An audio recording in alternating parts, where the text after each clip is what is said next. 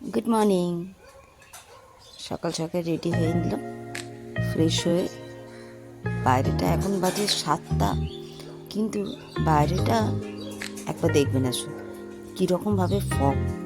এখন 7টা বেজে গেছে, তা সত্ত্বেও বাইরের ফগটা দেখুন, মনে হচ্ছে না খুব সুন্দর লাগছে। দেখুন মনে হচ্ছে না পাহাড়ি এলাকায় আছি, দারুণ লাগছে দেখতে। তো নিচে বাগানে আমাদের ফুলগুলো, আর এই গাছটা দেখুন একদম গরমকালে একদম ভরে থাকে, শীতের সময় দেখুন গাছের পাতা পড়ে মনে হচ্ছে না একটা অসুস্থ গাছ। যাক, এটা করে নিয়ে আমি সকালে ব্রেকফাস্ট বসিয়ে দিলাম। প্রেশার কুকারে মটর সেদ্ধ করে রেখেছি, আর একটুখানি ঘুগনি ফোড়ন দিয়ে কষতে শুরু করে দিলাম। মটরটা খুব ভালো সেদ্ধ হয়ে গেছে, তো এখন ঘুগনি আর সঙ্গে আটা রুটি।